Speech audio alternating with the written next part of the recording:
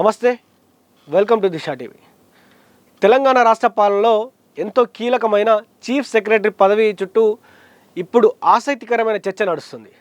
రాష్ట్రంలో కొత్తగా బాధ్యతలు చేపట్టినటువంటి ప్రభుత్వ ప్రధాన కార్యదర్శి సంజయ్ జాజు గారి పనితీరుపై ఇప్పుడు ప్రభుత్వంలోనూ రాజకీయ వర్గాల్లోనూ తీవ్రమైన చర్చ సాగుతుంది.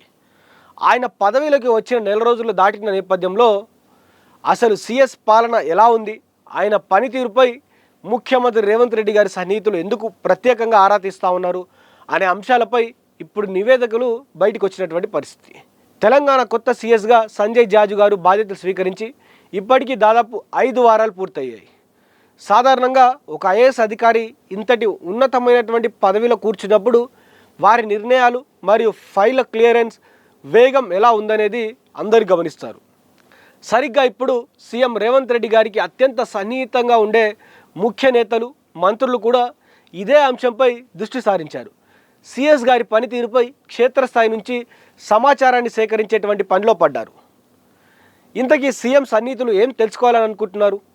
ముఖ్యంగా 4 ప్రధానమైనటువంటి అంశాలపై వారు సమాచారాన్ని రాబడుతున్నారు.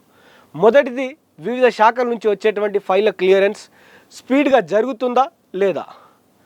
రెండవది, మంత్రులు, ఎమ్మెల్యేలు, ప్రజాప్రతినిధులు ఫోన్ చేసినప్పుడు సిఎస్ రెస్పాండ్ అవుతున్నారా లేదా అనే తీరుపైన కూడా ఆరా తీస్తూ ఉన్నారు. మూడవది, ఇతర సెక్రటరీలు, శాఖాధిపతులు మరియు జిల్లా కలెక్టర్లతో ఆయన కోఆర్డినేషన్ ఎలా ఉంది.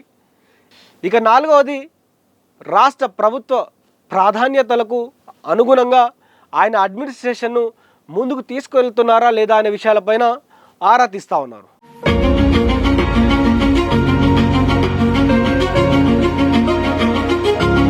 వాస్తవానికి ఈ సిఎస్ పదవి రేసులో రాష్ట్ర సర్వీస్లోనే సుదీర్ఘకాలం పనిచేసినటువంటి స్పెషల్ సిఎస్లు వికాస్ రాజ్, జయేష్ రంజన్ వంటి సీనియర్ అధికారుల పేర్లు బలంగా వినిపించాయి. వారు కూడా ఈ పదవులపై ఆశలు పెట్టుకున్నారు. కానీ ప్రభుత్వం మాత్రం కేంద్ర సర్వీస్లో ఉన్నటువంటి సంజయ్ జాజు గారి అనుభవాన్ని గుర్తించి ప్రత్యేకంగా ఆలోచించి ఆయనకి అత్యున్నతమైన బాధ్యతలను కట్టబెట్టింది.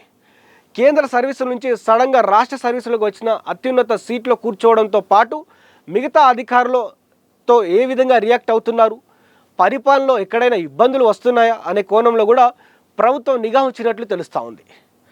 ఈ క్రమంలోనే సీఎం సన్నిహితులు, మంత్రులు, ఎమ్మెల్యేలు, ఐఏఎస్ అధికారులు మరియు కలెక్టర్లతో సాధారణంగా మాట్లాడేటువంటి సమయంలోనే అసలు విషయాన్ని రాబట్టేటువంటి ప్రయత్నం చేస్తున్నారు. అయితే దీనిపై మంత్రుల నుంచి సానుకూల స్పందనే వస్తున్నట్లు సమాచారం.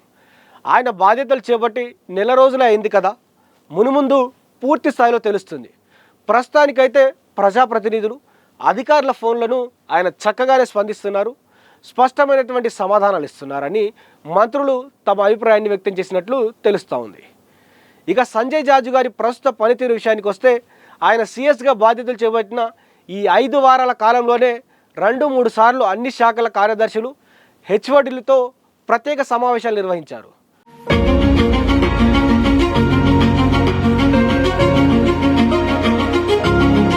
ప్రభుత్వం ఎంతో ప్రతిష్టాత్మకంగా అమలు చేస్తున్న పథకాల పురోగతిపై ఎప్పటికప్పుడు సమీక్షలు జరుపుతున్నారు.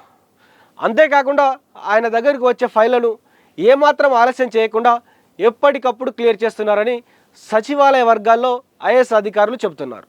అయితే ఇక్కడ ఒక కీలకమైన విషయాన్ని మనం కూడా గమనించాల్సినటువంటి అవసరం ఉంది. సంజయ్ జాజు గారు గత 12 ఏళ్లుగా కేంద్ర సర్వీసుల్లోనే విధులు నిర్వహించారు. దీనివల్ల తెలంగాణలోని ప్రస్తుత రాజకీయ, భౌగోళిక పరిస్థితులపై ఆయనకు పూర్తిస్థాయి అవగాహన రావడానికి కొంత సమయం పట్టే అవకాశం ఉంది. పైగా రాష్ట్రంలో కొత్త జిల్లాలు ఏర్పడ్డాయి. చాలామంది యువ నాయకులు మొదటిసారి ఎమ్మెల్యేలుగా, ఎంపీలుగా ఎన్నికయ్యారు. అలాగే కలెక్టరేట్లలో చాలామంది కొత్త అధికారులు ఉన్నారు. వీరితో పాటు వీరందరితోనూ సిఎస్ నేరుగా మునుపటి పరిచయాలు ఉండవు కాబట్టి ఇప్పుడిప్పుడే ఆయన అందరినీ, అన్ని ప్రాంతాల పరిస్థితులను అర్థం చేసుకునేటువంటి పనిలో ఉన్నారు.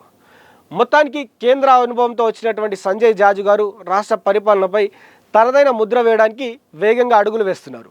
మరోవైపు ప్రభుత్వం కూడా అడ్మినిస్ట్రేషన్ ట్రాక్లో ఉందా లేదా అనేది సిఎస్ పనితీరును నిశ్చితంగా పరిశీలిస్తుంది. రాబోయే రోజుల్లో ఈ పరిపాలన వేగం మరింత పుంజుకుంటుందో లేదో కూడా వేచి చూడాల్సిందే. చూస్తూనే ఉండండి దిశా టీవీ.